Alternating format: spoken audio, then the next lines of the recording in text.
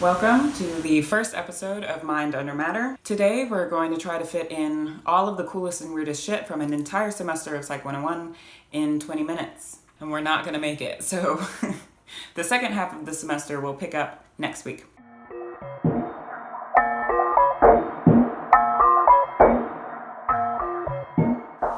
My name is Anna. I am 28 years old and an undergraduate research fellow in a memory and cognition lab, and I'm currently working on my senior honors thesis in dimensional association between subclinical schizophrenia and context processing as a mechanism for the encoding, search, and retrieval of episodic memory. I only say that because I'm pretending that any of that makes me qualified to tell you about all of the stuff I'm about to tell you. So the first topic, basically, of probably all Psych 101 classes, is that Freud was an idiot. But I just felt like starting with a rant about some weird old guy that saw penises everywhere, just ruining psychology for everyone else forever, was not the most fun way to start a video or an entire channel. So instead, we are going to start by talking about why the brain is like a dog with spaghetti on its head. Our brainstem paralyzes us when we sleep so that we don't act out our dreams. Because evolutionarily, if you've found a nice, quiet, safe place to sleep, you don't want to suddenly jump up and go running around unconscious and get eaten by a T-Rex. So your brain and your body aren't automatically connected in this process. Just because one's asleep doesn't mean the other is asleep. So for example, your body can be awake and your brain asleep, and that is sleepwalking, or sleep eating, sleep driving, sleep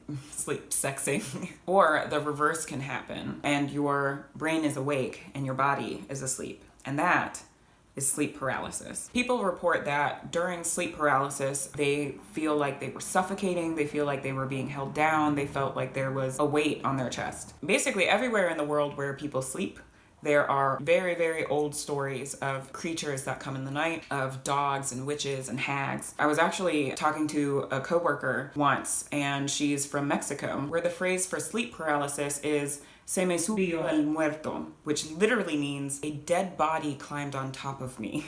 So she had never told anybody about her experiences of feeling trapped, of seeing her son doing things that he hadn't done, because she knew already that they were just going to tell her that she had been cursed by a witch. Aside from the fact that she was already anticipating their response, she would just become the girl that was cursed by a witch. So she was incredibly relieved, obviously, when I told her what was probably going on, and I was so relieved that I could tell her that, because that is an awful thing to not know. While I was doing the research for this episode, I realized, oh, this is probably why I was afraid of the dark until like a few years ago in my mid-20s. So there are all of these really old stories of creatures coming in the night, hags and witches and such. But there are also more recent stories of creatures that come in the night to experiment on you, to do butt stuff, to take you away into their flying ship.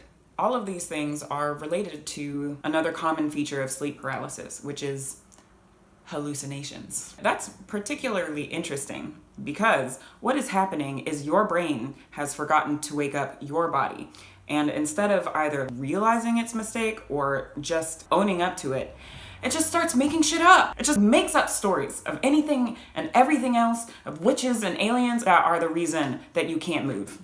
And in this way, this is just like when you come home and there's trash just strewn around your kitchen, and your dog is sat in the middle of all of it with spaghetti on his head, and he's looking at you like, I was just trying to figure out, like, what happened here. It was probably the cat. Yeah, the cat did it. That dog, that same spaghetti-headed dog, built rocket ships and took us to the moon. That same fucking dog.